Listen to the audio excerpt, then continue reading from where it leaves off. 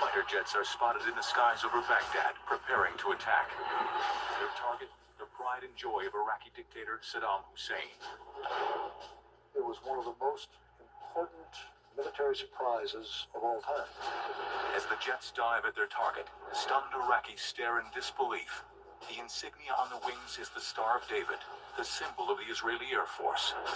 How could Israel strike from such a great distance without detection? It was something that has not been done before. For more than 2 decades, the Israelis have kept the details of this unprecedented mission a closely guarded state secret. We were not able to penetrate Israeli intelligence to gain any heads up about a potentially aggressive action against the reactor. But now, Israel has released these classified documents, and for the first time, the mission's officers, architects, and pilots can finally tell their story. There was a lot of firing from the ground, a lot of firing. You see every bullet, and each one of them there is for you. It was an attack that shocked the world. I could hear the president. He said, "They did what?" This is a story of international espionage, blackmail, and targeted assassinations. A story of one of the most daring and dangerous military operations ever attempted. The story of Israel's raid on the reactor.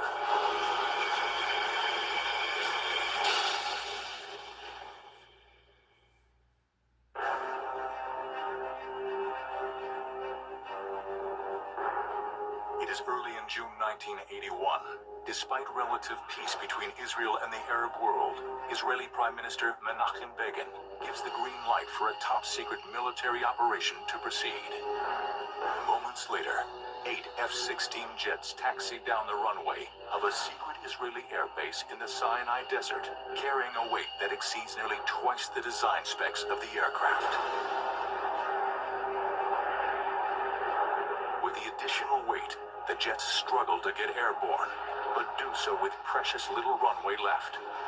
Finally, after years of secrecy, planning, and espionage, a mission that could determine the very fate of Israel is underway.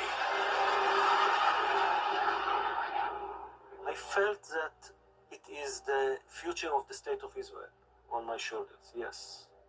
Many of us were grandsons or sons of people who had been through the Holocaust.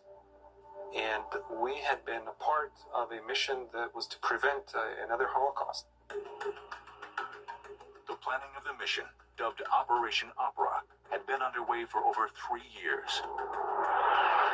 But right from the start, Prime Minister Begin and his staff were hoping, even praying, the raid would never have to take place. We decided to put a kind of a red line, if you can call it a red line, saying that we'll continue to try all kinds of diplomatic efforts. Means using the military force only as a last resource. What was this threat to the Jewish state that had the Israeli government so concerned? What enemy had the capability to strike this kind of fear in the hearts of a recognized military power? The answer lay nearly 600 miles to the east, in Baghdad, Iraq, home of Saddam Hussein.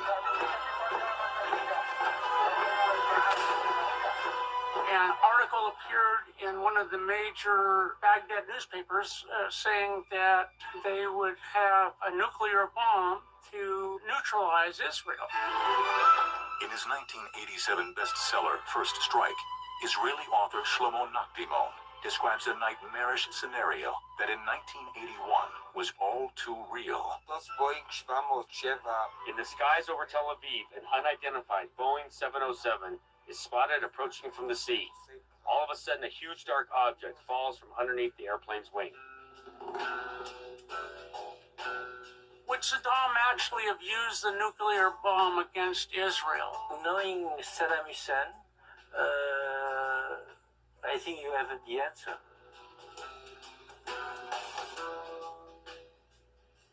It's very obvious that this was a man who cared very little about human life and the values that dominate Western democratic societies, and that included Israel.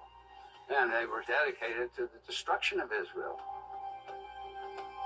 He published a statement to the Iranian people telling them that this nuclear capability is not going to be used against them. This is, we're talking about in the time of war with Iran, but against the Zionist entity.